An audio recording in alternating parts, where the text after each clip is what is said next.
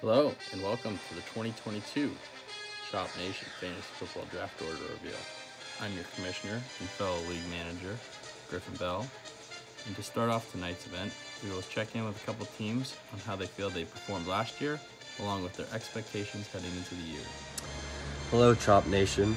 It's Colin Moore College Football Club over here. As some of you probably know, I have a salty taste in my mouth after the ending of last season. I ended up losing by approximately 2 yards and lost $500. Can thank Sean fucking Mannion for that one.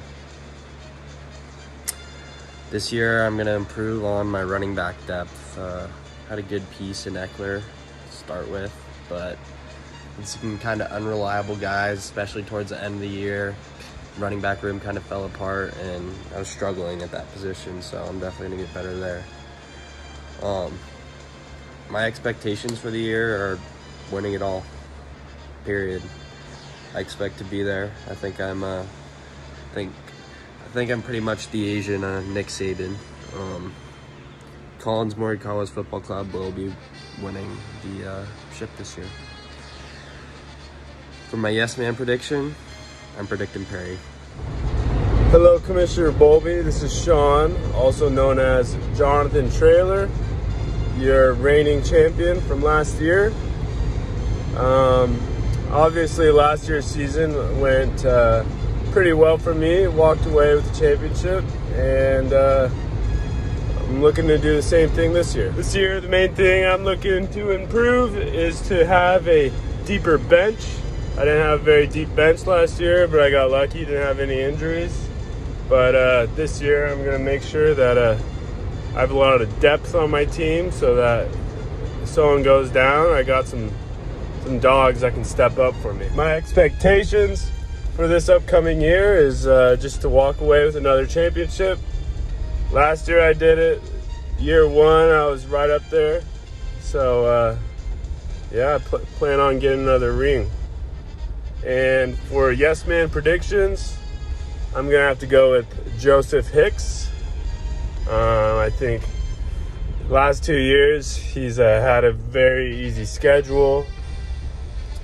He didn't have the most talented team, and he's getting a little cocky. So I think this year is Joe's year to take on yes man. All right, boys. Team Jack Coletto here, coming for heads this year. Really disappointed with how last year ended. Let me just get going right off the first question here. All right, how do I feel about how last year ended? Incredibly disappointed, to say the least. Team Jack Coletto is a team that prides itself on being deep, making deep playoff runs, and absolutely exposing every team in its way each and every week. And that just didn't happen last year. And that's simply unacceptable. And head coach Kid Doan's job will be on the line this year if he doesn't improve. I mean, really just a disappointing effort last season. Trying to make a huge, big decision in the first round by drafting Travis Kelce, and just didn't play out. You know, that's what I get for trying to make a big decision and shit on the rest of the league. But you know, fuck it, I might do it again. And next question. What am I looking to improve on this year? I would say running back depth. You know, I had dumb fuck 1 and dumb fuck 2 at my running back positions, and that really held me back the whole year. I mean, I had decent quarterback play with Herbert and Hurts filling in that position, but I really just had some weak running back play. Najee Harris was the only one that consistently performed. In addition to my wide receivers, another area of weakness, as we had multiple on a very shitty team last year. Allen Robinson will never see Jack Coletto's roster again. And Robert Woods, you know, he was just starting to figure it out until he decides to tear his ACL. And from then on, I was just salvaging, tried to trade Kelce for some depth at running back. Just didn't pan out the way I wanted to. Antonio Gibson, dog shit as well. I mean, tried to cuff the Commanders' backfield. That should begin with. I should have known better. So I'm just going to go on to this draft.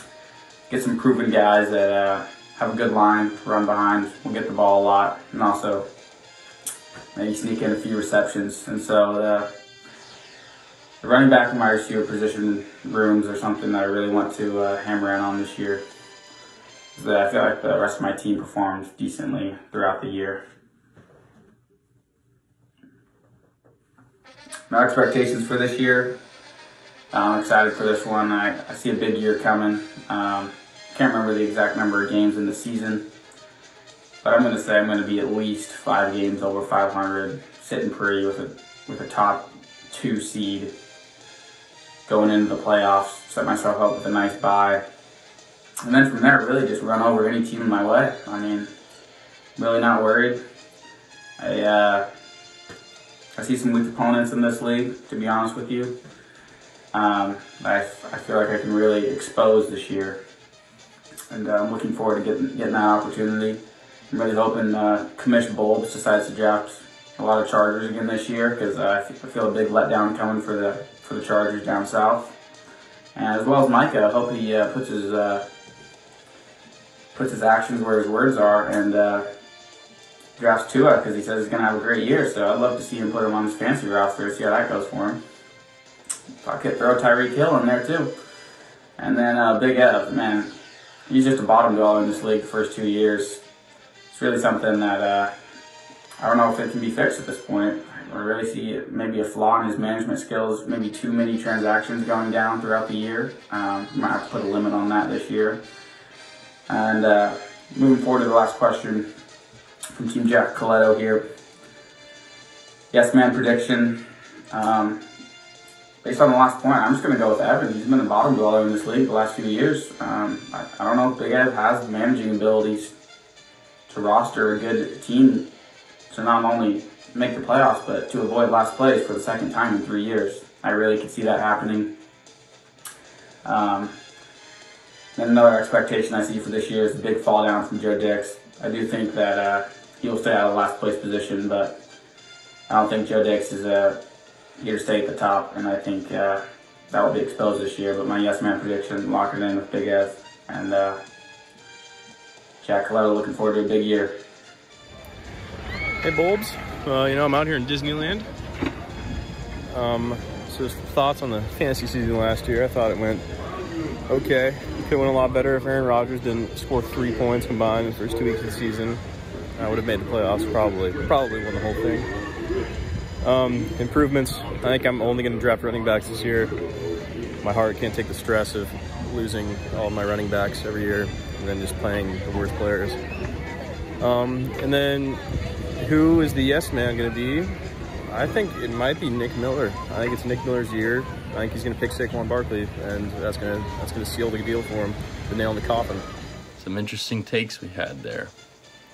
Now, before we get started into the actual draft order, we'll go through each individual team's performance over the past 2 years of the league and see how they really have been stacking up against the competition.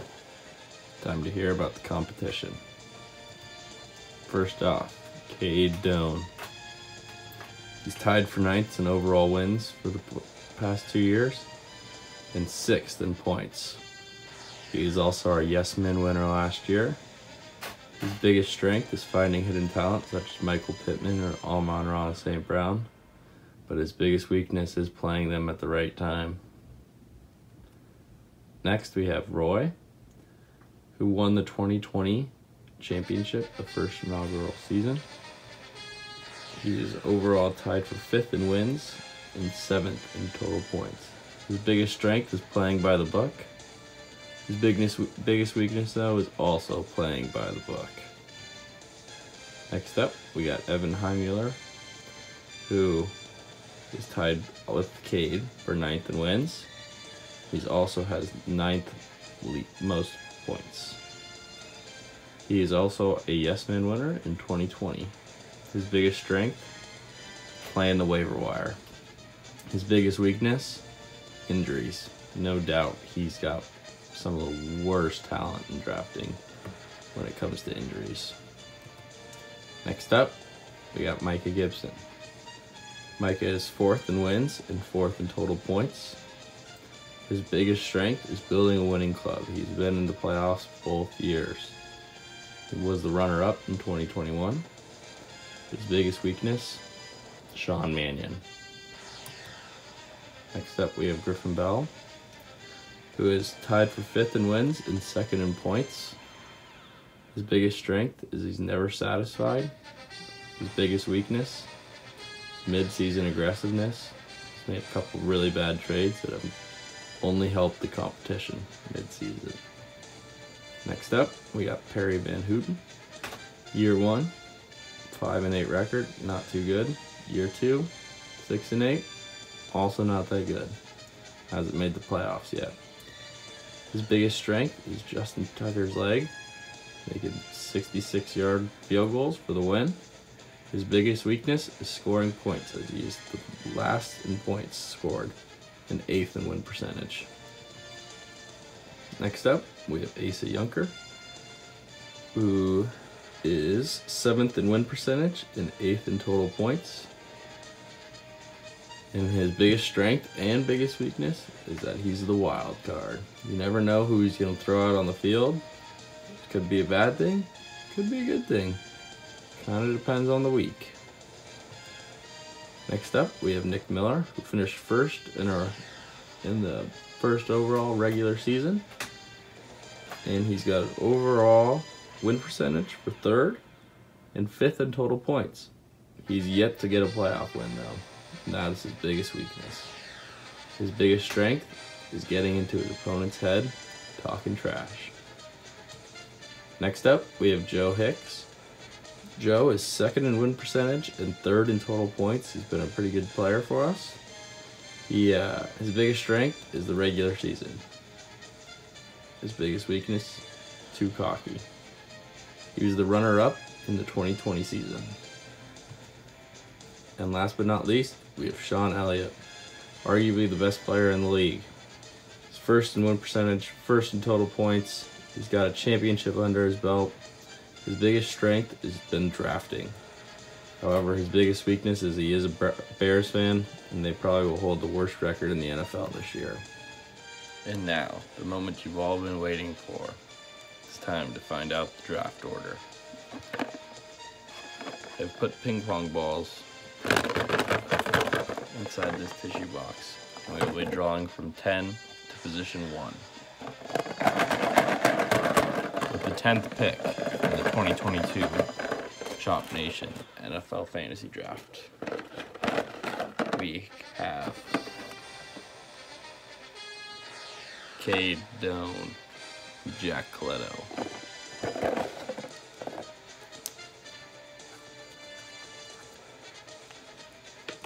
With the 9th pick in the 2022 Chop Nation NFL Fantasy Football Draft, we have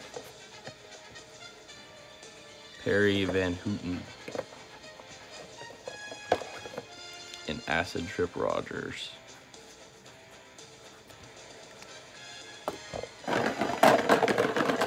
Pick number 8 belongs to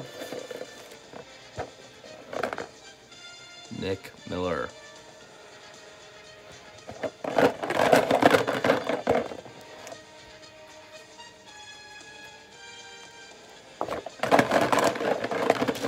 The 7th pick of the draft, Asa Junker.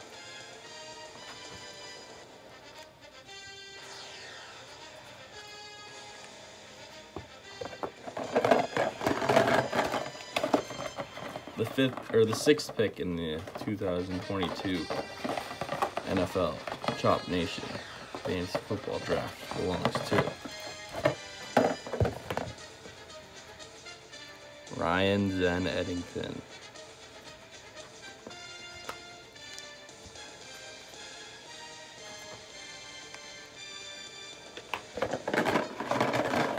Into the top 5 now.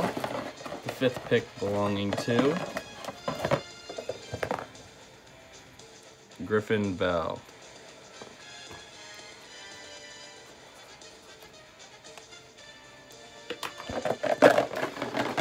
Top 4. 4th pick belongs to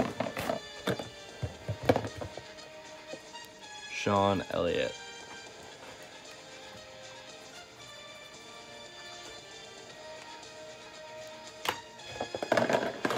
3 balls left. Who will get the first overall pick? Number 3 belongs to Evan Heimuller. I think that's back-to-back years at the number 3 slot for Evan. See if he can do a little better this year. And the top 2, the number 2 overall pick belongs to, drum roll please,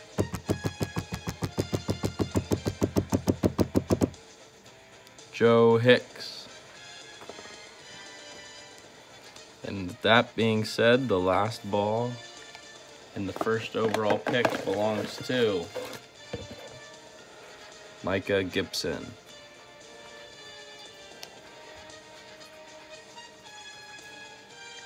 Thank you for joining us, and we will see you on draft night.